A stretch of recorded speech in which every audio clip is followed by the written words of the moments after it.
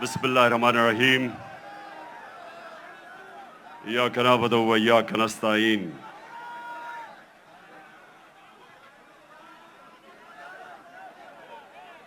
میں آج آپ سب سے جو اندر بھی بیٹھے ہیں اور جو باہر سارے لوگ کھڑے ہیں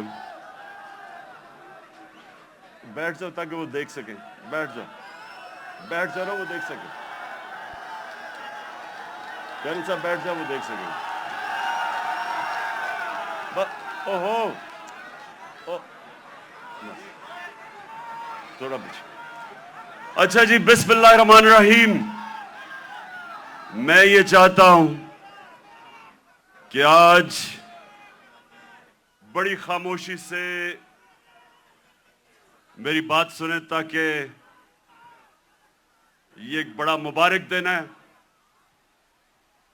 اور جو میں آج آپ کے سامنے اپنے نبی صلی اللہ علیہ وآلہ وسلم کے متعلق اور آج اس دن کے متعلق جو بات کروں گا، میں چاہتا ہوں ذرا بڑی خاموشی سے، اور آپ نے ایک ایسے میری بات سننی ہے کہ وہ آدمی جو اپنے بچوں کو جس طرح سمجھانے کی کوشش کرتا ہے، سیدھے راستے پہ لگانے کی اپنے بچوں کو کوشش کرتا ہے، جس طرح باپ یا ماں باپ، وہ یہ نہیں کہ ماں باپ نے زندگی میں کوئی غلط کام نہیں کیے، یہ نہیں کہ ماں باپ کوئی فرشتے ہوتے ہیں، لیکن ماں باپ کی ہمیشہ یہ کوشش ہوتی ہے کہ ہم اپنے بچوں کو اپنی غلطیوں سے سیکھ کے ہم بچوں کو وہ سکھائیں تاکہ وہ غلطیاں نہ کریں جو ہم نے زندگی میں کی تھی. تو میری کوشش یہ ہے کہ آج اپنی زندگی جو میں نے 70 سال کی زندگی گزاری ہے، اس سے میں آپ کو، اپنی قوم کو، جس طرح میں اپنے بچوں کو بتاتا ہوں کہ میں نے زندگی سے کیا سبق سیکھے اور میری زندگی سیرت نبی سے بدلی کیسے. میں کوئی اسلام کا اسکالر نہیں ہوں، میں اپنے آپ کو کوئی عالم نہیں سمجھتا، میں اپنے آپ کو ایک طالب علم سمجھتا ہوں جو ہر روز سیکھنے کی کوشش کرتا ہے. لیکن اللہ کا شکر ہے کہ عاشق رسول ہونے کے لیے آپ کو کوئی ڈگری نہیں چاہیے. ہمارے دل میں اگر اس کی اللہ محبت ڈال دیتا ہے تو وہ چاہے ان پڑھ ہو، چاہے کوئی اسکالر ہو، میں سمجھتا ہوں کہ وہ بڑا خوش قسمت انسان ہوتا ہے، کیونکہ اس کی زندگی بدلنی شروع ہو جاتی ہے اگر جب وہ اپنے نبی سے عشق کرتے ہیں اور اس راستے پہ چلیں.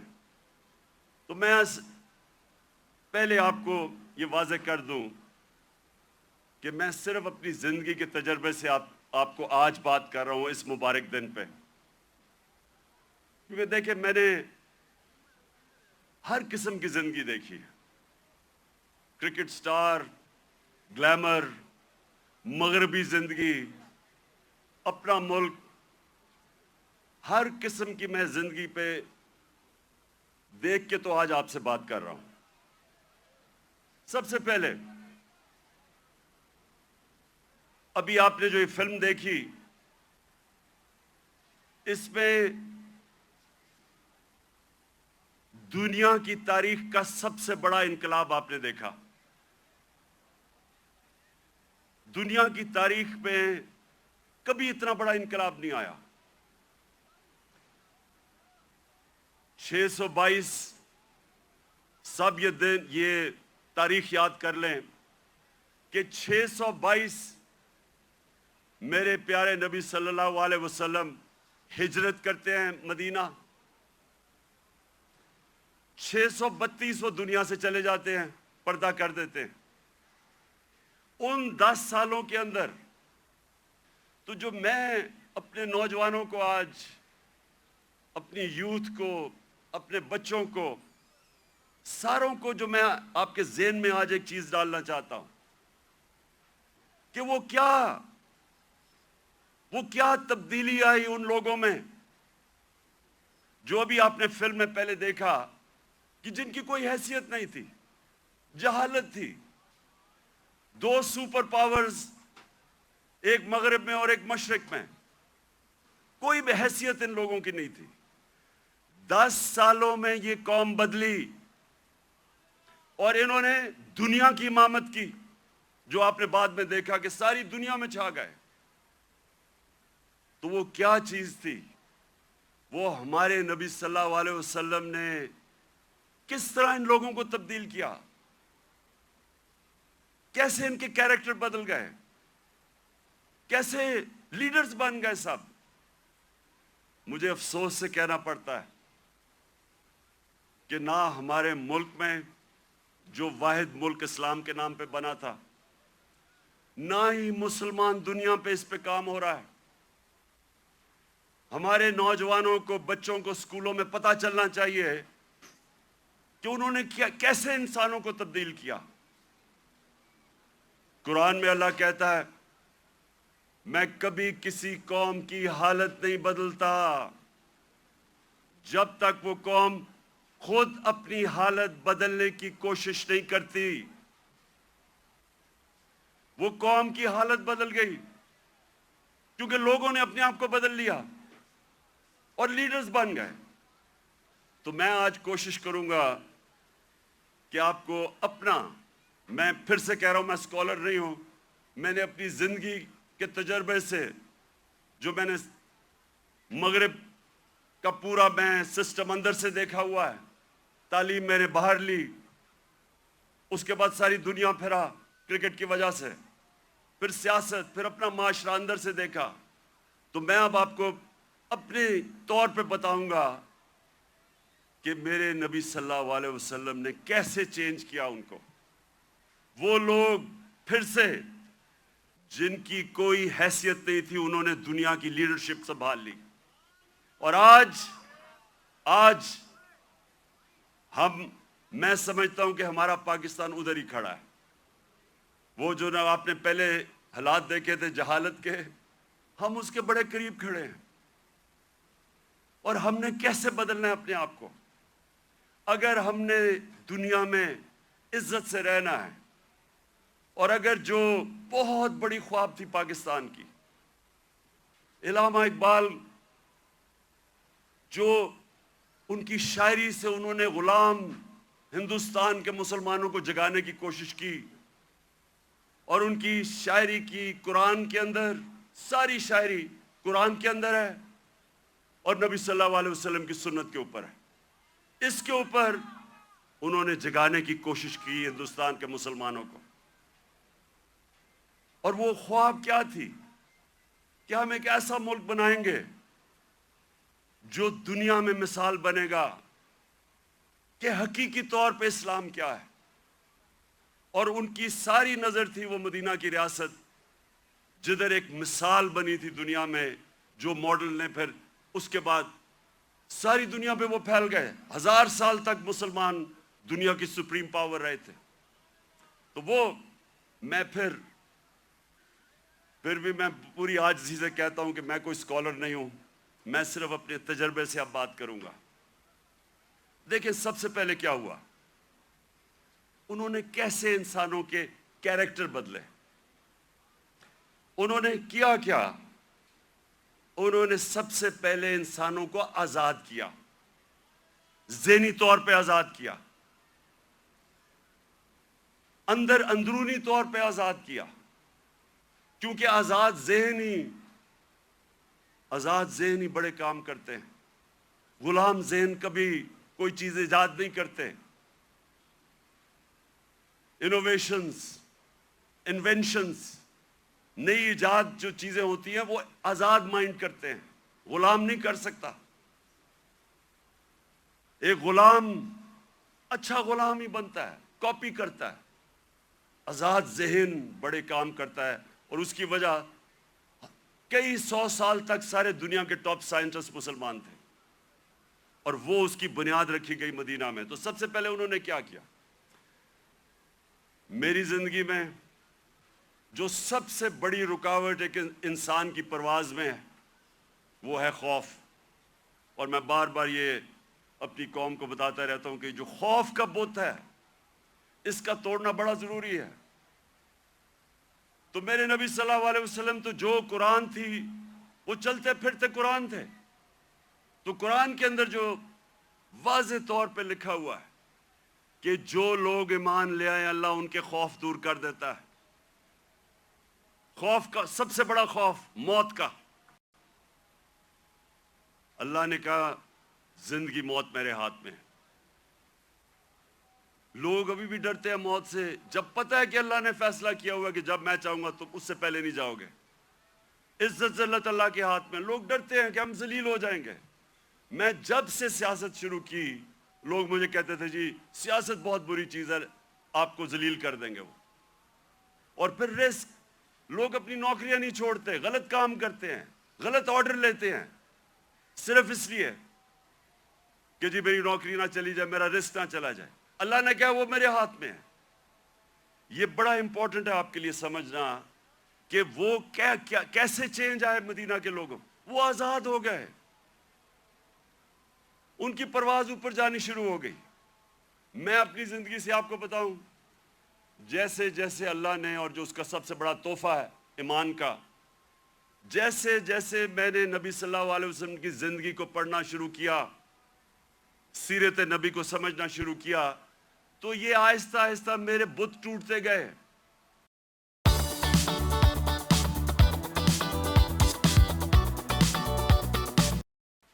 یہ نہیں کہ میرے میں بھی خوف نہیں تھا, میرے میں بھی خوف. سے میں نے نبی صلی اللہ علیہ وسلم کی زندگی کو پڑھنا شروع کیا, سیرت نبی کو سمجھنا شروع کیا, تو یہ آہستہ آہستہ میرے بت ٹوٹتے گئے.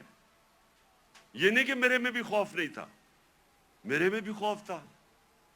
مجھے بھی یہ ہوتا تھا کہ جی لوگ مذاق اڑائیں گے, لوگ ہنسیں گے آپ کے اوپر. مجھے بھی میں تو بلکہ زیادہ, مجھے بچپن میں بہت ہی شرم آتا تھا, تقریر ہی نہیں ہوتی تھی لوگوں کے سامنے. تو مجھے ہمیشہ خوف ہوتا تھا کہ اچھا جی لوگ مذاق اڑائیں گے. جیسے جیسے ایمان آتا گیا, میں نے نبی کی سیرت سمجھتا گیا, آہستہ آہستہ یہ بت ٹوٹتے گئے. پہلا بت جو میرا ٹوٹا وہ یہ کہ یہ جی آپ ذلیل ہو جائیں گے, آپ کو اگر پولیٹکس میں آئیں گے آپ ذلیل ہو جائیں گے. یہ جو بت ہے یہ میں آپ سب کو آج بتا رہا ہوں, یہ اس لیے کہ ہماری ایمان کمزور ہوتا ہے.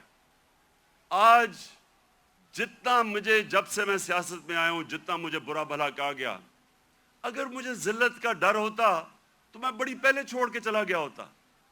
جس طرح کے میرے اوپر ذاتی اٹیکس, ہر قسم کے میرے اوپر, جس طرح کی انہوں نے گندگی میرے اوپر پھینکی ہے 20 سالوں میں, 26 سالوں میں, کسی اور سیاستدان پہ نہیں پھینکی.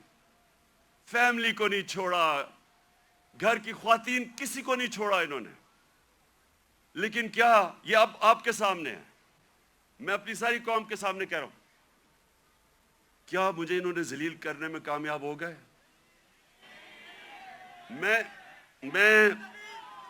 ایک منٹ, میں آپ کو آج سب کو کہہ رہا ہوں, پچھلے 6 مہینے میں جتنی مجھے اللہ نے عزت دیا, مجھے ساری زندگی میں کبھی اتنی عزت نہیں ملی.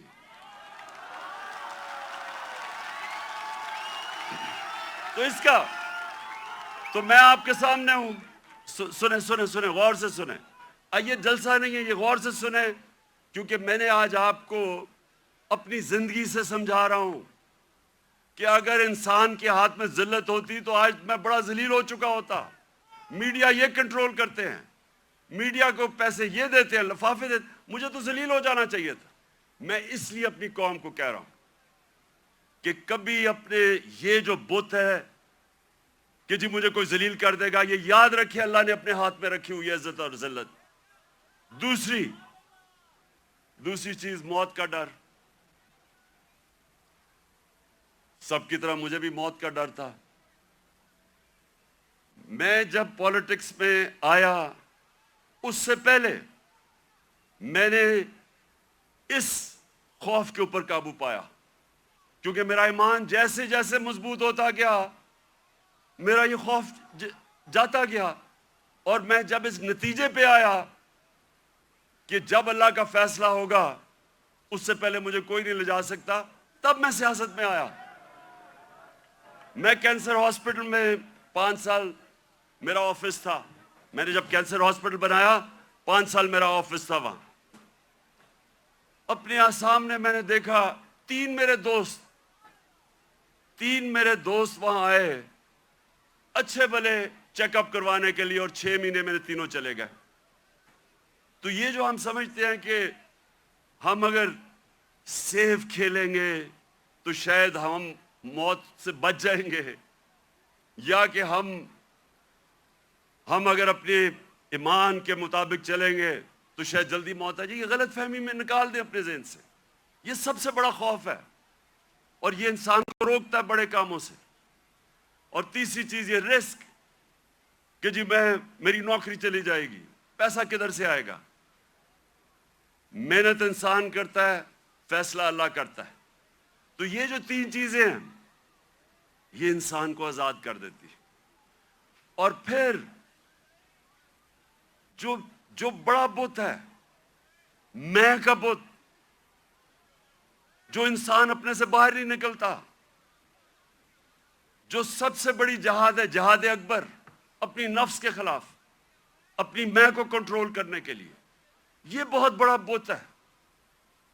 अपनी जात के लिए, अपने आप के लिए इंसान समझता नहीं है कि उसको अल्लाह ने कितना बड़ा मुकाम रखा है। उसकी विजन, जो इंसान अपने लिए जिंदगी गुजारता है वो छोटा सा इंसान बन जाता है। जितना मर्जी अल्लाह उसको नवाज दे, जितने मर्जी पैसे दे दे, इल्म दे दे, जो अपनी जात के लिए जिंदगी गुजारता है वो आज तक दुनिया की तारीख में बड़ा इंसान नहीं बन सका। लोग किसको याद रखते हैं? हम बड़े हो रहे थे लाहौर में तो सारे गंगा राम को याद रखते थे। गंगा राम को क्यों? उसने अस्पताल बनाया था इंसानों के लिए। सारे जो अल्लाह के बड़े सगीर में बड़े बड़े जो सूफी आए, वली अल्लाह आए, आज भी उनके मज़ारों पे देखे लाखों लोग जाते हैं। क्यों जाते हैं? क्योंकि वो इंसानों के लिए आए थे। वो सब आशिक रसूल थे। वो सारे, उनकी जिंदगी इंसानों के लिए थी और इंसानों से प्यार करते, इज्जत देते। सो ये जो बुत है, जब इंसान अपने से बाहर नहीं निकल सकता, तो मेरे नबी सल्लल्लाहु अलैहि वसल्लम ने मदीना में इस तरह लोगों को आजाद किया। फिर उन्होंने माशरे को चेंज किया।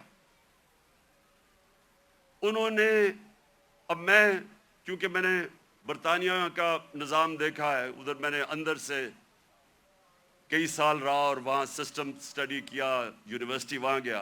अब देखें उन्होंने मदीना में सबसे पहले चीज़ क्या की? उन्होंने सबसे पहले अदल और इंसाफ कायम किया। ये आपके लिए बड़ा इंपॉर्टेंट है समझना। अदल और इंसाफ का मतलब होता है रूल ऑफ लॉ।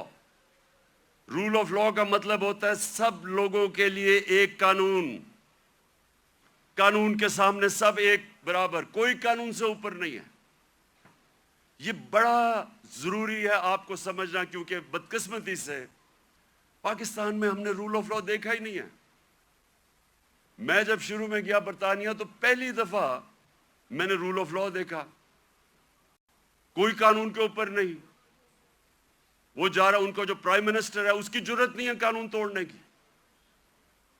हमने जब शुरू में देखा, जो उनका बरतानिया का जो शहजादा था प्रिंस चार्ल्स, उसको ट्रैफिक वार्डन ने रोक के फाइन कर दिया, वो स्पीड कर रहा था।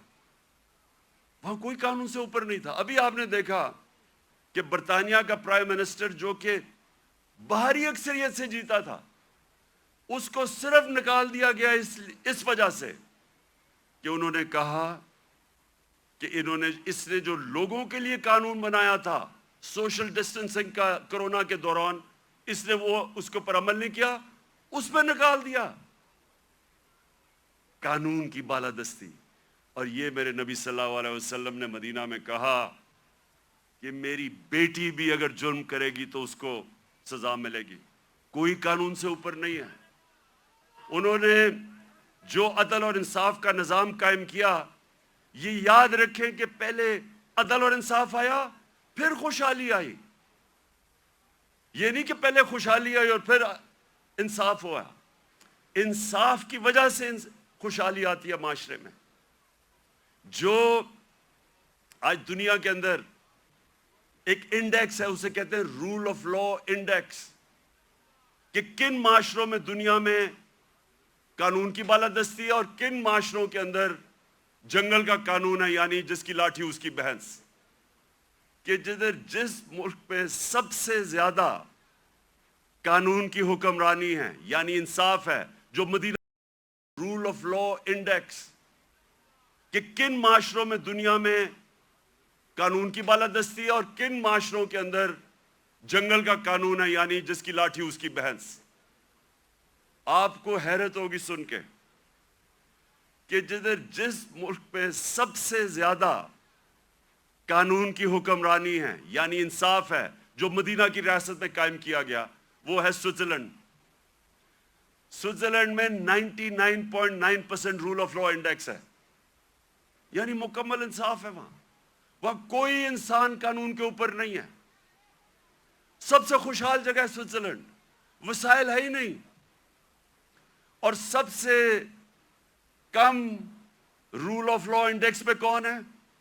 نائجیریا، 7%۔ وہ ہے تقریباً 100%، وہ ہے 7%۔ نائجیریا سب سے زیادہ افریقہ میں تیل نائجیریا میں ہے، اسے تو بڑا امیر ہونا چاہیے وسائل کے حیثیت سے۔ سوئٹزرلینڈ میں تو سوائے گائے اور پہاڑوں کے ہے ہی کچھ نہیں، وہ سب سے خوشحال ہے۔ اور نائجیریا میں سب سے زیادہ غربت ہے، کیونکہ قانون ہی نہیں ہے، انصاف ہی نہیں ہے۔ وہاں بھی اوپر تکڑے لوگ بیٹھے ہوئے ہیں جو کہتے ہیں ہم قانون کے اوپر ہیں، قانون صرف کمیوں کے لیے ہے۔ ادھر بھی کوئی وہ ملک جدھر افریقہ میں سب سے زیادہ تیل ہے، وہاں غربت ہے، کیونکہ صرف 7% رول آف لا انڈیکس ہے۔ اور آپ کو افسوس ہوگا کہ تقریباً ساری مسلمان دنیا 20% سے کم ہے، پاکستان بھی 10% سے کم ہے۔ ہمارا یہ حال ہے، تو کیسے خوشحالی آئے گی؟ کیونکہ ہم نے جو میرے نبی صلی اللہ علیہ وسلم نے مدینہ کی ریاست میں جو پرنسپل سیٹ کیے تھے، نمبر 1 تھا انصاف۔ وہ آپ کے سامنے تماشا ہو رہا ہے ملک میں، جو طاقتور ہے وہ اپنا ہی پروسیکیوٹر بھی رکھ رہا ہے، نیب کا ہیڈ بھی اپنا، FIA بھی، اور بچتے بھی جا رہے ہیں۔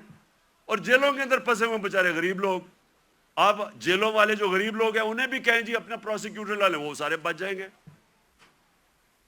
اور پھر یہ بار بار میں اپنی قوم کو وہ حدیث سناتا ہوں کہ میرے نبی نے کہا، نبی صلی اللہ علیہ وسلم نے کہا کہ تمہارے سے پہلے بڑی قومیں تباہ ہوئیں جدھر چھوٹے چوروں کو جیلوں میں ڈالتے تھے اور بڑے ڈاکوؤں کو آپ پکڑتے نہیں تھے۔ یہ تباہی کا انہوں نے بتایا۔ اور آج آپ دنیا میں دیکھ لیں، جو ملک بڑے ڈاکوؤں کو نہیں پکڑ سکتا وہ غریب ہیں سارے، وسائل کے باوجود۔ سو نمبر 1 پرنسپل انہوں نے سیٹ کیا رول آف لا۔ نمبر 2، اور رول آف لا کے ساتھ میرٹ، کیونکہ جدھر انصاف ہوتا ہے ادھر ہی میرٹ ہوتی ہے۔ آج آپ مغربی یہ ملک پہ چلے جائیں، سارے جتنے امیر ملک ہیں سب 90% سے زیادہ رول آف لا ہے، اور رول آف لا کے ساتھ میرٹ آ جاتی ہے۔ اور دوسری چیز، میرے نبی صلی اللہ علیہ وسلم نے امر بالمعروف ونہی عن المنکر، وہ جو اللہ کا حکم ہے کہ ساری عوام کو اللہ کا فرمان ہے کہ تم نے اچھائی کے ساتھ کھڑا ہونا ہے اور برائی کے خلاف کھڑا ہونا ہے، یہ ہے بیسز ایک مہذب معاشرے کی۔ میں اب آپ کو بتاؤں میں نے جو انگلینڈ میں دیکھا، کیونکہ میں نے پھر سے آپ کو کہوں اندر سے میں نے وہ معاشرہ دیکھا. ایک دفعہ کسی آدمی کے اوپر یہ الزام لگ جائے کہ اس نے چوری کی ہے، کرپشن کی ہے، وہ جو مرضی ہو، سارا جو اس کے دوست بھی ملنا چھوڑ دیتے ہیں، ان کے ملنے والے بھی ان کو ملتے نہیں ہیں، وہ جاتے ریسٹورنٹس میں جاتے ڈرتے ہیں. کیوں ہمارے وہ جو باہر گئے ہوئے ان کو واضح پڑتی ہیں، جو ہمارے باہر بیٹھے ہوئے ہیں کیوں وہ واضح پڑتی ہیں؟ کیونکہ سنیں کیوں پڑتی ہیں؟ کیونکہ وہ اس معاشرے میں ہوتا ہی ایسے ہے. اگر کسی کے اوپر یہ لگ جائے کہ اس نے پبلک کا پیسہ چوری کیا ہے، کرپشن کا مطلب ہوتا ہے پبلک کا پیسہ چوری کرنا، وہ کہیں نکل ہی نہیں سکتا، کیونکہ وہ قوم امر بالمعروف پہ چلتی ہے. ایک میں آپ کو مثال دیتا ہوں، امریکہ کے اندر ایک تھا برنی میڈوف، اربوں ڈالر پتی تھا. ساری سوسائٹی میں سارے بڑے بڑے فلم سٹارز سوسائٹی کے سارے اس کے سے ملتے تھے، تصویریں کھچاتے تھے. امیر ترین امریکہ کا آدمی تھا. اس کے اوپر فلم بھی بنی ہوئی ہے نیٹ فلکس پہ. وہ برنی میڈوف کئی سالوں کے بعد پتا چلا جناب اس نے فراڈ سے پیسہ بنایا تھا. پتا چلا کہ اس نے فراڈ سے پیسہ بنایا تھا. لوگوں کو تو چھوڑے نا کہ لوگ اس سے سارے دنیا بھاگ گئی اور وہ جیل میں چلا گیا. اس کی بیوی نے اس کو طلاق دے دی. اس کے ایک بیٹے نے خودکشی کر لی کہ میں دنیا کے سامنے نہیں جا سکتا.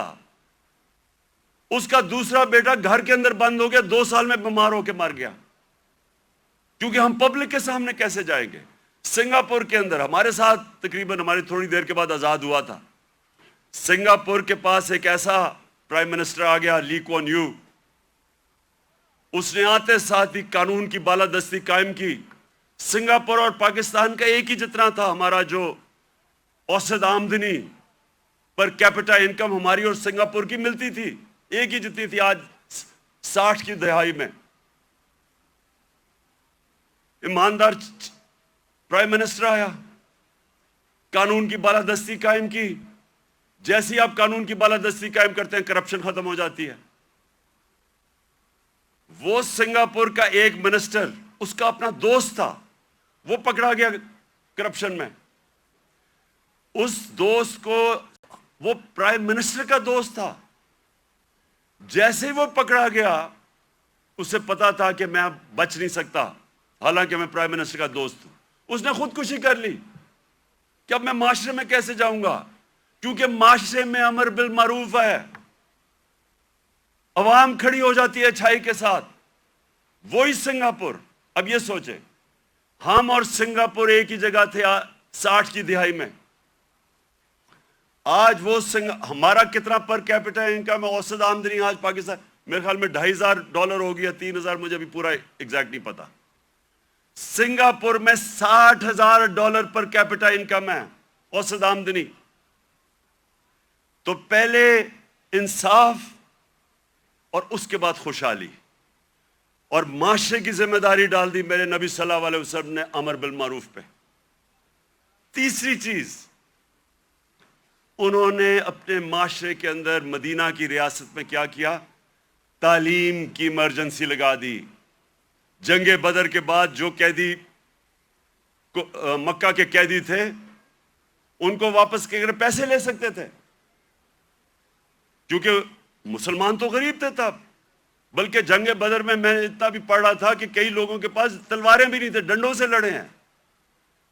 تو وہ تو قیدیوں کو واپس کر کے پیسے لے سکتے تھے، ہتھیار خرید سکتے تھے. جو 10 مسلمانوں کو پڑھا لکھا دے گا اس کو ہم آزاد کر دیں گے. تعلیم کے اوپر زور دیا. چائنا بھی جانا پڑے تعلیم حاصل کرنے کے لیے تو جاؤ. جب سے تم پیدا ہوتے ہو اور جب تک قبر میں نہیں جاتے علم حاصل کرو. اس لیے صدیوں تک ٹاپ سائنسدان مسلمان تھے. تعلیم کے بغیر معاشرہ اوپر نہیں جاتا. اور ہمارا اب پھر سے حال دیکھ لیں، کتنا زور لگایا تعلیم. کتنا شرم کی بات ہے کہ 75 سال انڈیپینڈنس پہلی دفعہ ہم نے کوشش کی تھی کہ کم از کم تعلیم کا نظام میں انصاف کریں. نہیں تو امیر کے لیے تھوڑے سے 8 لاکھ امیروں کے لیے انگلش میڈیم، باقیوں کے لیے اردو میڈیم، وہ بیچارے پڑھ کے بھی اوپر نہیں آ سکتے تھے. ایک تعلیمی نظام جو غریب کو غریب کرتا تھا، جو ملک میں ناانصافی پھیلاتا تھا، وہ ہم نے کوشش کی. پتہ نہیں اب اس حکومت نے وہ ختم کر دیا ہوگا کہ ایک ہی نصاب 5 کلاس تک اور اوپر تک لے کے جا رہے تھے. لیکن تعلیم، یہ تیسری چیز میرے نبی صلی اللہ علیہ وسلم نے مدینہ میں کہا، تعلیم کے اوپر انہوں نے زور دیا، جس کی وجہ سے مسلمان اوپر گیا. اور پھر فلاحی ریاست، انسانیت کا نظام. دنیا کی تاریخ میں پہلی دفعہ انہوں نے ایک فلاحی ریاست بنائی. اور یقین کریں مجھے پتہ ہی نہیں تھا فلاحی ریاست کیا ہوتی ہے جب تک میں برطانیہ نہیں گیا. میں جب پہلی دفعہ برطانیہ گیا، میں نے پہلی دفعہ فلاحی ریاست دیکھی، کسی مسلمان ملک میں نہیں دیکھی. جو انہوں نے مدینہ کی ریاست میں پہلی دفعہ انسانیت کا نظام لے کے آئے تھے کہ کوئی کمزور آدمی، اس کی ریاست نے ذمہ داری لی تھی. غریبوں کی، آپ حیران ہوں گے کہ جو پینشنز تھیں، بوڑھوں کی بھی ذمہ داری پہلی دفعہ دنیا کی تاریخ میں مدینہ کی ریاست نے لی تھی. یتیموں کی، معذوروں کی، بیواؤں کی. ایسا نظام کبھی پہلے نہیں آیا تھا. تو اسٹیٹ نے انسانیت کا نظام لے کے آیا. اور مجھے افسوس سے کہنا پڑتا ہے کہ آج آپ یورپ چلے جائیں، میں نے اسکینڈینیویا جو بہترین، میں سمجھتا ہوں کہ اس نظام کے قریب مدینہ کے ریاض جو میں نے دیکھا ہے وہ ڈنمارک، سویڈن، ناروے. آپ وہاں دیکھیں، آپ اپنے پاکستانی رہتے ہیں وہاں، ان سے پوچھے تو صحیح کہ انسانیت کیا ہوتی ہے. میں بار بار کہتا ہوں وہ اپنے جانوروں کا ہمارے سے بہتر دھیان رکھتے ہیں. وہ حضرت عمر کا قول تھا کہ اگر کتا بھی بھوکا مرے میری ریاست میں تو میں ذمہ دار ہوں. آج ادھر آپ دیکھ لیں، ان کا RSPC ہے، کتے آپ کو سڑکوں پہ نہیں نظر آئیں گے، وہ ان کو ہومز دیتے ہیں، ان کو کھلاتے ہیں پلاتے ہیں. یعنی وہ جو ہم نے دنیا میں شروع کیا تھا، جو میرے نبی صلی اللہ علیہ وسلم نے انسانیت کا نظام دنیا میں شروع کیا تھا، وہ آج ان ملکوں میں مل رہے ہیں جو مسلمان نہیں ہیں. اور یہ یاد رکھیں، یہ کبھی نہیں ہمیں بھولنا چاہیے کہ اللہ نے خطاب میرے نبی صلی اللہ علیہ وسلم کو رحمت للعالمین کہا تھا. سب انسانوں کے لیے رحمت بن کے آئے تھے، جس طرح میرا رب العالمین ہے. اس کا کیا مطلب ہے؟ سب سے پہلے تو جو میثاق مدینہ تھا، انسانوں کو اکٹھا کیا گیا. جو میثاق مدینہ چارٹر، مدینہ کا جو چارٹر تھا، جو پہلی کانسٹیٹیوشن تھی، بلکہ دنیا میں کہتے ہیں کہ دنیا میں پہلی کانسٹیٹیوشن تھی، اس میں انسانوں کو اکٹھا کیا گیا. وہاں عیسائی تھے، وہاں مسیح برادری تھی، وہاں یہودی تھے، ان سب کو اکٹھا کیا گیا. انسانوں کو تقسیم نہیں کیا گیا، اکٹھا کیا گیا. تو یہ لیڈر کی نشانی ہوتی ہے کہ لوگوں کو، انسانوں کو اکٹھا کرتا ہے، تقسیم نہیں کرتا. لیکن اس کا ایک اور بھی مطلب ہے کہ جو بھی معاشرہ میرے نبی صلی اللہ علیہ وسلم کے احکامات پہ چلے گا، جو بھی ان کی سیرت پہ چلے گا، وہ مسلمان ہیں یا نہیں ہیں، اللہ کی ان کی برکت آ جائے گی ان کے اوپر، کیونکہ وہ رحمت للعالمین تھے. اگر صرف ان کی سیرت پہ چل کے مسلمانوں کو ہی فائدہ ہونا تھا تو اللہ ان کو رحمت للعالمین نہ کہتے، رحمت المسلمون ہوتے وہ. تو اس لیے آج اگر آپ دیکھتے ہیں ملکوں کی خوشحالی، آپ دیکھیں کہ کتنی طور پہ وہ میرے نبی صلی اللہ علیہ وسلم کی سیرت پہ چل رہے ہیں. آپ کو حیران ہوں گے کہ جب ہم نے بھی شروع میں پڑھا، ہم بھی حیران ہوئے. میں نے بہت پہلے پڑھا، محمد عبدو بڑا اسکالر تھے، بہت بڑے عالم تھے اسلام کے.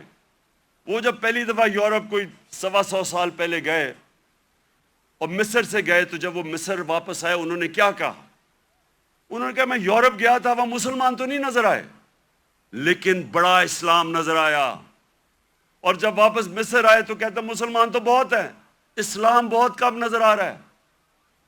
تو ہم پاکستانی جدھر آج کھڑے ہیں، ہمارے پاس ایک راستہ ہے، اور میں اس لیے آج میں چاہتا ہوں کہ اس مبارک دن ہم عشق کرتے اپنے نبی صلی اللہ علیہ وسلم سے، لیکن ہم انہوں نے جو ان کی سیرت پہ عمل نہیں کرتے، اور اس کی وجہ سے ہمارے حالات اچھے نہیں ہیں۔ اور میرا یہ ایمان ہے کہ جب تک ہم وہ جو انہوں نے راستہ بتایا اس پہ نہیں چلیں گے، ہمیں عزت نہیں ملنے لگی۔ پرائم منسٹر باہر جاتا ہے اور بھیک مانگ رہا ہوتا ہے، جی مجھے پیسے دے دو نہیں تو ہمارا ملک تباہ ہو جائے گا۔ سب 22 کروڑ لوگوں کے لیے، ہم سب کے لیے شرمناک ہے کہ وہ ملک جس کا نعرہ تھا پاکستان کا مطلب کیا، لا الہ الا اللہ، یہ بڑا نعرہ ہے، یہ دعویٰ ہے بہت بڑا، یہ اللہ سے وعدہ ہے کہ اللہ تیرے سوا کوئی خدا نہیں ہے۔ وہ آج ایسے پھر رہا ہے دنیا میں، کوئی آتا ہے گورے رنگ کا، کوئی باہر سے آ جاتا ہے، سارے گر جاتے ہیں اس کے سامنے۔ نہ عزت ہے، نہ آزادی ہے۔ جو حکم ملتا ہے کہ اچھا جی روس سے تیل نہیں لینا، ہم نہیں لیتے کیونکہ حکم آیا باہر سے۔ روس سے تیل نہیں لینا، ہم نہیں لیتے کیونکہ حکم آیا باہر سے۔ تو میرے پاکستانیوں، ہمیں آج اس مبارک دن پہ اپنے ریفلیکٹ کرنا ہے، غور اور فکر کرنا ہے کہ ہم نے کیسے اس قوم کو اس قوم ادھر پہنچانا ہے جس کے لیے یہ ملک بنا تھا۔ یہ ملک اس لیے نہیں بنا تھا کہ تھوڑے سے لوگ، 1% لوگ امیر ہو جائیں اور پیسے بنائیں اور قانون کے اوپر چلے جائیں اور باقی لوگ ان کی غلامی کریں، اس لیے نہیں ملک بنا تھا۔ ملک بنا تھا، ایک بڑا خواب تھا کہ ہم ان پرنسپلز پہ چلیں گے، اور دنیا کی تاریخ شاہد ہے کہ وہ 10 سالوں کے اندر، 10 سال، زیادہ دیر نہیں، 10 سالوں کے اندر وہ قوم کھڑی ہو گئی تھی۔ پہلے 4-5 سال تو مشکل سے، پہلے 4-5 سال تو امہ سروائیو کر رہی تھی بڑی مشکلوں سے، کبھی جنگ احد، پھر جنگ خندق، بڑی مشکلوں سے امہ نے اپنے آپ کو بچایا، قربانیاں دے کے اپنے آپ کو بچایا۔ اس کے بعد وہ پھر ان کا عروج شروع ہوا۔ قومیں قربانیاں دے کے بنتی ہیں، قومیں بھیک مانگ کے اور قرضے دے کے اور دوسروں کے سامنے ذلیل ہو کے نہیں قومیں بنتی۔ قومیں بنتی ہیں جب، جس طرح دنیا کے عظیم لیڈر نے اپنی مثال دی کہ جب جنگ خندق کے اندر مشکل وقت تھا، کھانا پینا نہیں تھا کیونکہ وہ چاروں طرف مکہ کے وہ کفار نے گھیرا ہوا تھا ان کو، تو لوگوں کو کہا ایک پتھر باندھو پیٹ پہ، اپنے پیٹ پہ 2 پتھر باندھے ہوئے تھے۔ لیڈر نے قربانی دے کے اپنی قوم کو کھڑا کیا تھا۔ اور یہ وہ قوم اللہ نے جس کو ہر قسم کی نعمتیں بخشی ہمیں، 12 موسم، ہر قسم کی، یہاں آپ کو اندازہ ہی نہیں ہے۔ میں تو 3.5 سال میں اقتدار میں پتہ چلا کہ اللہ نے کیا دیا ہے۔ لیکن ہمیں کیریکٹر چاہیے، ایک کیریکٹر چاہیے ایک بڑی قوم بننے کے لیے، جو ہمارے نبی صلی اللہ علیہ وسلم نے ان کو آزاد کیا تھا، ان کا کیریکٹر اٹھایا تھا۔ ایسا کیریکٹر تھا کہ انڈونیشیا اور ملیشیا کے اندر کوئی مسلمان فوج نہیں گئی، صرف مسلمان تاجروں کی وجہ سے، ان کے کیریکٹر کو دیکھ کے لوگ مسلمان ہو گئے۔ حضرت معین الدین چشتی جب راجپوتانہ میں آئے تو وہاں تو کوئی مسلمان ہی نہیں تھا، راجپوتانہ میں تو کوئی مسلمان نہیں تھا۔ جب وہ گئے تو لاکھوں لوگ ان کے جنازے پہ آئے۔ کیریکٹر سے انہوں نے بدلا۔ جو ساری جو 10 سال تھے، 622 اور 632، ٹوٹل لوگ کہتے ہیں جی تلوار سے اسلام پھیلا، جو ٹوٹل جو مسلمان اور جن کا مقابلہ تھا مخالف، جو ٹوٹل لوگ जंगों में मरे थे, वो 1200 1300 थे। 1200 1300 10 साल में लोग जंगों में मरे थे। फिक्री इनकलाब था, ज़हन बदल गए थे, और ज़हनों ने इंसान को बड़ा इंसान बनाया था, आजाद ज़हनों ने। तो आज मैं इसलिए ये बड़ा मुबारक देना है कि हम सबको आज अपने मुल्क को उठाने के लिए अपना कैरेक्टर गौर करना चाहिए कि हम अपने आप को कैसे बदल सकते हैं। नबी की सीरत पे चलें।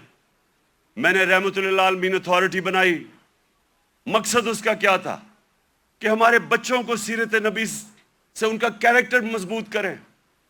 यूनिवर्सिटी कॉलेजेस के अंदर डिबेट्स हो, सारे डिस्कस करें, हमारे इंटेलेक्ट, हमारी जो स्कॉलर्स हैं वो डिस्कस करें कि अल्लाह ने क्यों हमें हुक्म दिया हुआ है कि नबी की सुन्नत पे चलो, हमारी बेहतरी के लिए।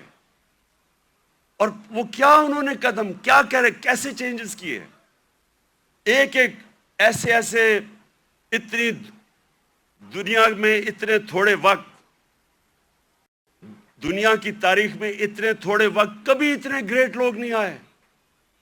हर इंसान कोई ना कुछ बन गया। अगर ये मगरब में होते आज ये फिनोमेना, तो एक एक के ऊपर किताबें लिखी जा रही होती। हजरत खालिद बिन वलीद पे किताबें लिखी जा रही होती, इनके ऊपर रिसर्च होती कि वो क्या था, कभी वो जंग ही नहीं हारे, और हर कोई जनरल बन गया। हजरत बिलाल 2 कैंपेन्स में वो लीड करके गए, एक गुलाम एक जनरल बन गया। इसके ऊपर कभी काम नहीं किया, हमारे स्कॉलर्स ने नहीं काम किया। रहमतुल लिल आलमीन अथॉरिटी का मतलब ही ये था कि स्कॉलरशिप आए और वो काम करे इस पे, ताकि अपने यूथ को तो बताए। क्योंकि अगर आप नहीं बताएंगे, उनके ऊपर तो मगरबी कल्चर की जलगार हुई हुई है। मोबाइल फोन से बच्चों को वो मटेरियल मिल रहा है जो इंसानी तारीख में नहीं बच्चे आपको मिला। तो जब तक आप उनको सीरत नबी से उनको मजबूत नहीं करेंगे, वो कैसे, ये जो इतना ऑनस्लॉट है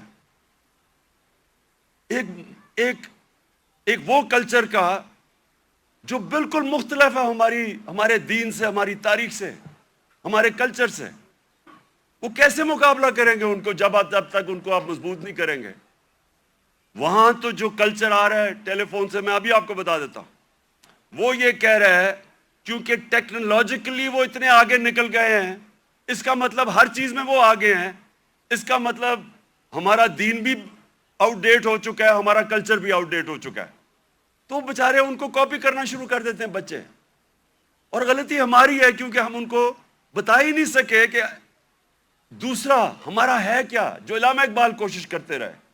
तो ये रहमतुल लिल आलमीन अथॉरिटी का मकसद ही ये था कि हम अभी से अपने बच्चे, कॉलेज स्टूडेंट्स, यूथ, उनको तैयार करें कि 21वीं सदी में आपने कैसे आपने फेस करना है दुनिया को।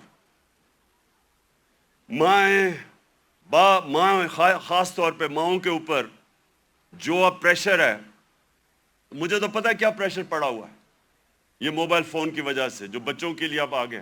तो इसलिए मैं आज इस दिन पे अपनी सारी यूथ को कहता हूं कि अगर अभी तक हमारे एजुकेशन सिस्टम आपको तालीम नहीं दे सका जो आपको मिलनी चाहिए, और इंशाल्लाह हम जब भी वापस आएंगे और अल्लाह ने जब किया तो रहमतुल लिल आलमीन अथॉरिटी को रिवाइव करेंगे, स्कॉलरशिप रिवाइव करेंगे, बच्चों को तैयार करेंगे। और मैं ये चाहता हूं, देखें आखिरी बात मेरी जो आखिरी बात है वो ये सुन लें। ये तो अल्लाह का सबसे बड़ा तोहफा है कि वो किसी को ईमान देता है या नहीं देता। कोई किसी को जबरदस्ती दीन में नहीं ला सकता, लेकिन हमारा फर्ज ये है कि कम से कम हम अपनी यूथ और बच्चों को उनकी फाउंडेशन तो बना दें, उनकी बुनियाद तो रख दें, उनको बता तो दें कि आपका दीन, और खास तौर पे शुरू हमेशा सीरत नबी से करें, उसके बाद कुरान की तालीम दें। सीरत नबी एक ऐसी चीज है जो मैं अपने आप से कह रहा हूं कि मेरी तो پہلے مجھے نبی کی سیرت میں نے پڑھی اور سمجھی، ان کی تاریخ، ان کی زندگی، پھر مجھے قرآن کی سمجھ آئی. اس سے پہلے مجھے قرآن کی سمجھ ہی نہیں آتی تھی. تو جب تک مجھے سیرت نہیں پڑھی پھر مجھے سمجھ آنی شروع ہوئی. تو دونوں پڑھانی چاہیے، لیکن ابھی سے ہی ہمیں یہ میں اپنے یوتھ کو اب کہتا ہوں کہ کتابیں پڑھیں، نبی صلی اللہ علیہ وسلم کی زندگی پڑھیں، سمجھیں کہ وہ دنیا میں کیا ہوا تھا. کبھی ایس دنیا کی تاریخ میں ایسا فینومینا نہیں آیا. اور اس کے بعد جو پھر اللہ آپ کو ہدایت کرتا ہے، نہیں وہ آپ کی قسمت ہے، لیکن کم از کم اس سے آپ تیار ہو جائیں گے دنیا 21ویں صدی کا مقابلہ کرنے کے لیے. بہت بہت شکریہ.